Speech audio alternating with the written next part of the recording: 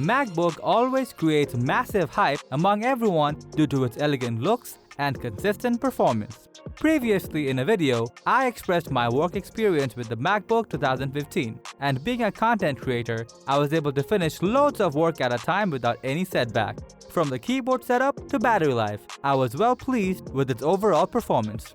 MacBook Pro 2015 contains more ports, and with overall performances, I was very much satisfied as it fulfilled all my requirements with full reliability. I have never felt the necessity to upgrade to the latest version until the new silicon MacBook Air with Apple's own high-powered M1 chipset was launched, and it certainly provides greater performance in terms of processor and battery life. Considering every specs, at last, I was convinced to switch from MacBook Pro 2015 to MacBook Air 2020. In this video, I will be sharing my user experience of this silicon MacBook and the reasons behind my conversion.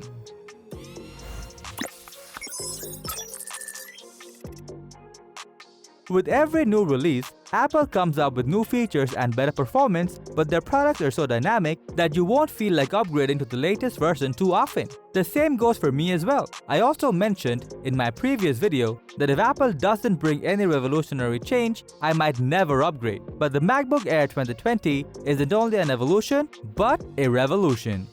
So far, Apple MacBooks were based on Intel chipsets, but this time they have launched MacBook with their very own silicon M1 chip. It's been a while I have been using it, and surely it provides a lot faster and smoother operating experience. Earlier, MacBook used to have multiple chips to deliver all of its features. With M1, every technology such as processor, input-output, security, memory are combined into a single SoC. According to Apple, this provides up to 7.1 times faster image processing and 3.9 times faster video processing. So I was able to multitask without facing any stuttering.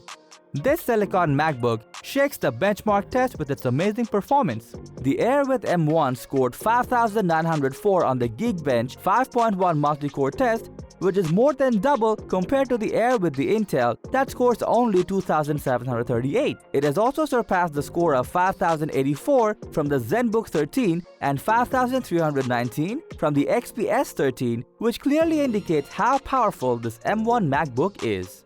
While using, I found out that some of the applications are still in the Intel versions, which are translated by macOS Big Sur via Rosetta 2 for working on its ARM-based processor. Still, they were running very smoothly, and as soon as app developers make optimized versions, these apps will run even faster. Coming to the port section, the M1 MacBook Air has two Thunderbolt 3 USB-C ports, just like its Intel-based predecessor, and a headphone jack on the side, so I had to use an external hub most of the time to connect other devices.